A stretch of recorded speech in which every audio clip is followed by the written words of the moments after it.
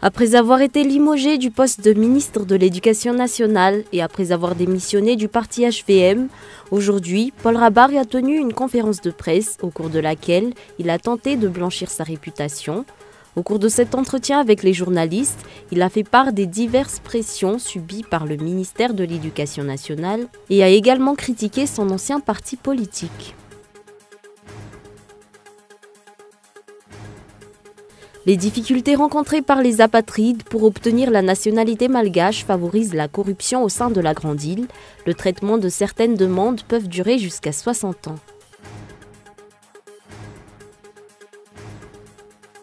Les bureaux de vote ont fermé au Pakistan pour des législatives à l'issue incertaine, un scrutin endeuillé, un attentat suicide contre un bureau de vote a tué 30 personnes dans le sud du pays.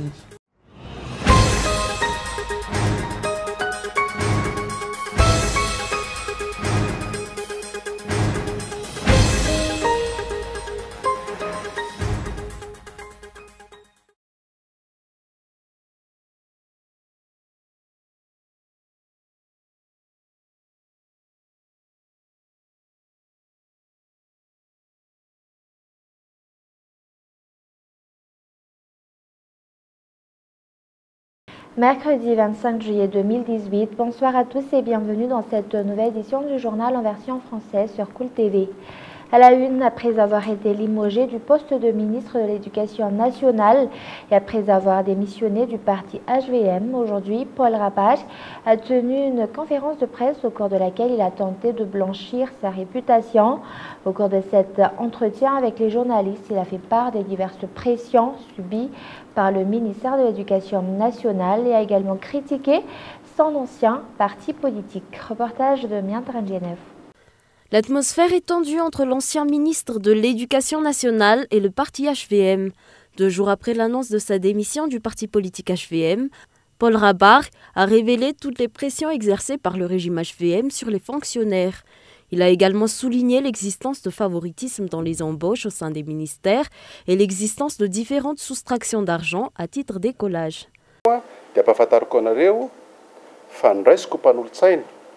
Je vous fais savoir ici que j'ai recruté comme conseiller la sœur de Dzobarsan, conseiller spécial du président, le frère de Henri Rabarnzak, conseiller spécial du président, et la sœur de Yersour Azafnjakout, conseillère spéciale du président. Cela ne m'a pas posé de problème car on me l'a demandé et je suis de ceux qui acceptent les organisations. Lors de la préparation de l'événement au Coliseum, un nouveau staff a été mis en place par ces conseillers spéciaux car ils ont déclaré qu'il fallait que les fonctionnaires remplissent le Coliseum. Mais pourquoi le Coliseum n'a pas été rempli alors que le ministère de l'Éducation nationale a recruté 40 000 personnes? On m'a répondu que c'était parce qu'il n'y a eu aucune dividende politique de la HVM. D'autre part, j'ai refusé de payer une cotisation. Je ne vais pas dire à quoi cette cotisation a servi, mais ce que je peux dire, c'est que certains ministres paient encore cette cotisation. Et je n'ai demandé ni à mes directeurs, ni au DREN, ni au Cisco de payer cette cotisation.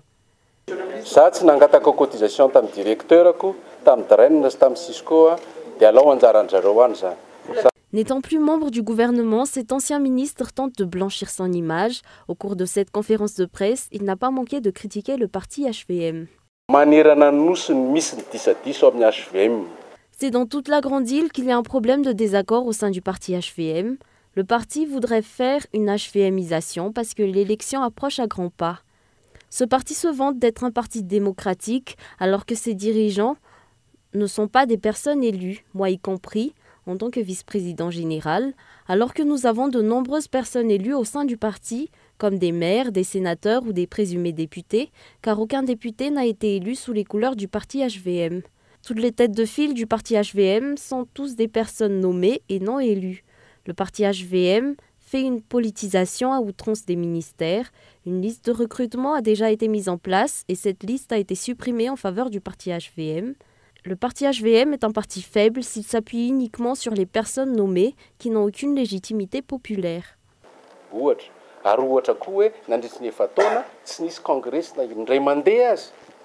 Des explications qui prouvent l'incapacité du régime actuel et le fait que le parti HVM ne dispose d'aucune politique de développement pour le pays. D'autre part, si Paul Rabar ne s'est pas exprimé clairement sur un projet de se porter candidat à la prochaine élection, il a déclaré que c'est un désaccord avec le parti HVM qui est à l'origine de son départ de ce parti. Et actualité politique, jusqu'à ce jour, la population attend les résultats des nombreuses requêtes déposées auprès de la Haute Cour constitutionnelle il y a déjà plus de 2 mois. Le fait que par rapport à ces requêtes, cette institution persiste à rester muette soulève de nombreuses questions. Reportage. Actuellement, les 9 membres de la Haute Cour constitutionnelle sont en séjour auprès de la Haute Cour constitutionnelle allemande jusqu'à la fin de la semaine. Et pourtant, jusqu'à ce jour, cette institution malgache n'a toujours pas donné de réponse par rapport à de nombreuses requêtes qui lui ont été soumises.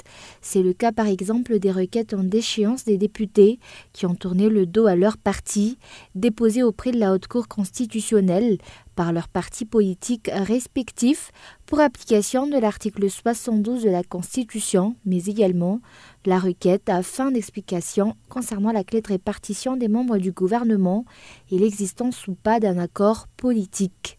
La répartition des ministères qui est encore sujet à polémique jusqu'à ce jour au niveau de certains ministères à cause de l'attribution de la direction de certains ministères à des membres du parti HVM.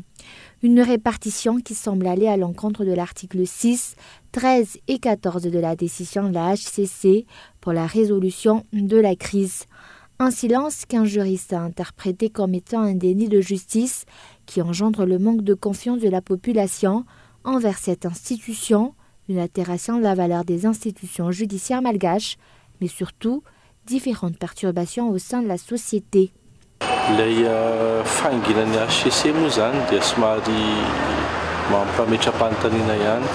Le mutisme de la HCC par rapport aux nombreuses requêtes et demandes d'explications qui lui ont été soumises soulève de nombreuses questions. On peut interpréter cela comme un déni de justice, c'est-à-dire le refus par une juridiction de juger, ce qui ne fait pourtant que renforcer la crise. Pour l'opinion publique, le silence de la HCC est traduit comme une forme de partialité, un penchant pour le régime HVM qui soulève certaines craintes par rapport aux résultats de la prochaine élection présidentielle. Et actualité économique, l'utilisation d'énergie nucléaire est une des solutions à la coupure de courant fréquente rencontrée à Madagascar. Une énergie que la Grande Île a la possibilité de développer selon le responsable au niveau de l'Institut national des sciences et techniques nucléaires. Reportage. Actuellement, la recherche de nouvelles sources d'énergie est un secteur d'activité en pleine expansion à Madagascar. L'application du système de mix énergétique pourrait permettre de régler le problème d'électricité de la Grande Île selon un responsable au niveau de l'Institut national des sciences et techniques nucléaires. Le mix énergétique est une solution aux coupures fréquentes d'électricité. Il n'est pas trop bon d'être dépendant d'une seule source d'énergie. Il ne faut de ce fait pas dépendre uniquement de la source d'énergie thermique par exemple. Il faut apprendre à coupler cette énergie avec l'énergie solaire ou l'énergie nucléaire afin de pouvoir alterner les énergies et éviter de faire les frais des pannes. Madagascar a la possibilité de mettre en place une centrale nucléaire, toujours d'après les explications. Pourquoi cela ne serait-il pas faisable? Nous avons bien mis en place une centrale hydraulique et une centrale thermique et dépensant beaucoup en carburant pour alimenter cette dernière. Je suis sûr que nous avons les moyens de mettre en place une centrale nucléaire. Toutefois, à Madagascar, le manque de connaissances des responsables par rapport à la maîtrise de cette forme d'énergie pose problème. Une conférence de presse portant sur les journées nucléaires qui débuteront pour cette année ce jeudi à Ankatsu a été tenue ce jour. Pour cette année, le thème général des journées nucléaires s'intitule « Énergie nucléaire, civile et indépendante énergétique ». Et comme nous l'avons annoncé dans les titres, les difficultés rencontrées par les apatrides pour obtenir la nationalité malgache favorisent la corruption au sein de la Grande Île. Le traitement de certaines demandes peuvent durer jusqu'à 60 ans. Reportage. À Madagascar, la procédure pour une demande de nationalité pose encore problème. À l'exemple de la durée de cette procédure, le traitement de certains dossiers de demande de nationalité peut durer une 60aine d'années, sans compter les frais payés au cours de la procédure, d'après un journaliste qui a fait une investigation sur ce sujet. Cela entraîne de nombreux problèmes dans le quotidien des apatrides.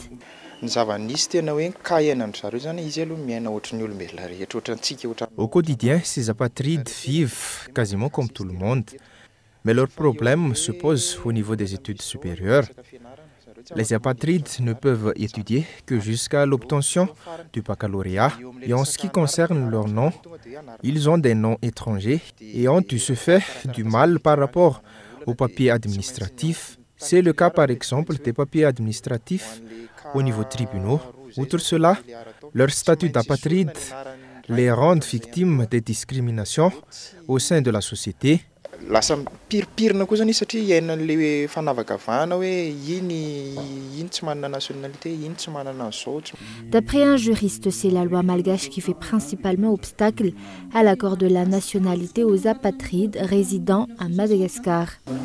Raha ohatra zao ka misy lehilahy anankiray apatride manambady vehivavy malagasy. Si un apatride épouse une femme malgache, cette femme ne peut pas transmettre sa nationalité à son mari. Hormis cela, dans notre code de la nationalité, il y a ce qu'on appelle le droit du sang, c'est-à-dire que seuls ceux qui ont des origines malgaches peuvent bénéficier de la nationalité malgache. Si manana izay le rakasy raha hoe zay ny hitondrana anazy dia noho izany dia la apatride eo foana izy. Près de 10 millions de personnes dans le monde ont un statut d'apatride et à Madagascar, des apatrides sont présents depuis 1960. Toutefois, leur nombre exact reste encore inconnu à ce jour. Ce matin, la FDA, ou Focus Développement Association, a organisé une conférence débat en partenariat avec les journalistes qui ont mené une enquête sur les apatrides dans 3 différentes provinces de Madagascar, notamment Majunga, Fianarantsoa et Toliara. La FDA contribue à aider les apatrides vivant à Madagascar afin qu'ils obtiennent la nationalité malgache. Et avant de passer aux actualités internationales, aujourd'hui, le secrétaire général du ministère de l'Aménagement du Territoire a apporté de plus amples explications sur l'arrêté publié par ce ministère le 18 juillet dernier, un texte qui dispose de la suspension de tous travaux de remblai et de la délivrance de permis de remblai jusqu'à nouvel ordre. D'après ce secrétaire général, pour que ceux qui possèdent déjà un permis de remblai, il faut une procédure avant de pouvoir reprendre les travaux de remblai. Et pour cela, le permis doit d'abord être revu par les autorités compétentes. Ensuite, une nouvelle descente est effectuée pour vérifier les conditions du terrain à remblayer. Et ce n'est qu'après cela, si toutes les conditions sont conformes au règlement, que le permis de remblai est de nouveau remis à son propriétaire. Et place maintenant aux actualités internationales. Les bureaux de vote ont fermé au Pakistan pour des législatives à l'issue incertaine. Un scrutin endeuillé. Un attentat suicide contre un bureau de vote a tué 30 personnes dans le sud du pays. Reportage de France 24. Des voitures calcinées et des débris éparpillés. Témoignage d'un violent attentat suicide qui a fait des dizaines de morts et de blessés à Quetta, dans le sud-ouest du Pakistan. Un bien mauvais signal, alors que 106 millions de Pakistanais sont appelés aux urnes ce mercredi. Le scrutin était pourtant placé sous haute sécurité dans un pays marqué par les coups d'État militaires. À Islamabad, l'un des favoris du scrutin, Imran Khan, a voté, entouré par une foule de caméras. J'appelle chaque Pakistanais à sortir, pas pour moi, mais pour le bien de nos enfants, pour les prochaines générations et pour le futur du Pakistan. Vous qui êtes assis chez vous, écoutez-moi. Faites votre devoir aujourd'hui. Faites-le pour votre pays. Ancien champion de cricket, Imran Khan et son parti, le PTI, présentent un programme réformiste qui fait la part belle à la lutte anticorruption. Surnommé Taliban Khan par certains, ses détracteurs dénoncent ses appels répétés au dialogue avec des groupes insurgés violents. Son principal opposant a, lui, un nom connu dans le paysage politique pakistanais. Shahbaz Sharif est le candidat de la Ligue musulmane pakistanaise, parti au pouvoir depuis 2013. L'ancien gouverneur du Pendjab est pourtant fragilisé par les affaires de corruption, frappant son frère Nawaz Sharif. 3 fois Premier ministre, ce dernier est incarcéré depuis le 14 juillet, après avoir écopé de 10 ans de prison. Le scrutin pourrait être aussi marqué par le rôle de l'armée. Accusée de soutenir Imran Khan, cette dernière s'est défendue de tout rôle direct dans l'élection. Et si je cherche le responsable qu'il vienne me chercher, les premiers propos publics d'Emmanuel Macron sur l'affaire Benalla, la grande des parlementaires par contre ne faiblit pas. Reportage de France 24. Les valeurs qui nous ont fait, ce qui nous a conduits là, ça n'est pas la République des fusibles, Ça n'est pas la République de la haine, celle où on fait trinquer un fonctionnaire ici, un collaborateur là. On ne peut pas être chef par beau temps et vouloir s'y soustraire lorsque le temps est difficile. S'ils cherchent un responsable, dites-leur chaque jour, vous l'avez devant vous. Le seul responsable de cette affaire, c'est moi. L'Assemblée, les auditions ont repris ce matin, mais l'explication d'Emmanuel Macron n'a pas du tout convaincu l'opposition. Monsieur Dupont-Aignan, vous pouvez vous asseoir, s'il vous plaît. Je trouve que la situation est très grave et que le président de la République, dans cette affaire, n'est pas digne de sa fonction. Moi, je ne participerai plus à cette mascarade. Nicolas Dupont-Aignan claque la porte de la commission. Même tonalité chez les Républicains, qui demandent au président de s'expliquer devant tous les Français. Qu'il a fait hier soir, un bras d'honneur vis-à-vis de l'opposition quand il dit qu'ils viennent le chercher, un bras d'honneur vis-à-vis des journalistes, de la presse, un bras d'honneur aussi vis-à-vis des Français. Une phrase fait particulièrement réagir l'opposition, alors que la commission ne peut pas obliger le président à être auditionné. C'est un peu facile de dire qu'ils viennent me chercher, je suis seul responsable quand il sait qu'en vérité, la Constitution le protège et qu'il ne viendra pas. Ça me fait un peu penser, vous savez, à ces enfants qui provoquent les animaux sauvages au zoo parce qu'ils savent évidemment qu'ils sont protégés par une vitre très épaisse. Ce sont les enfants qui font ça. Des critiques aussi sur le fond. Hier, Emmanuel Macron se disait seul responsable. Son directeur de cabinet avait pourtant utilisé les mêmes mots. Ce qu'il a dit est en contradiction avec ce qu'a indiqué son directeur de cabinet 2 heures auparavant devant la commission d'enquête, et le directeur de cabinet l'a fait sous serment. Donc ça ne résout pas les questions que nous nous posons. Les auditions vont se poursuivre. Demain, Alexis Kohler, secrétaire général de l'Élysée, sera auditionné au Sénat. Et avant de se quitter, je rappelle les grands points de ce journal. Après avoir été limogé du poste de ministre de l'Éducation nationale et après avoir démissionné du parti HVM, aujourd'hui, Paul Rabach y a tenu une conférence de presse au cours de laquelle il a tenté de blanchir sa réputation. Et les difficultés rencontrées par les apatrides pour obtenir la nationalité malgache favorisent la corruption. Au sein de la Grande Île, le traitement de certaines demandes peut durer jusqu'à 60 ans. Et enfin, les bureaux de vote enfermés au Pakistan pour des législatives à l'issue incertaine. Un scrutin endeuillé, un attentat suicide a eu lieu contre un bureau de vote et qui a tué 30 personnes dans le sud du pays. Et voilà, c'est la fin de ce journal. Merci de votre fidélité.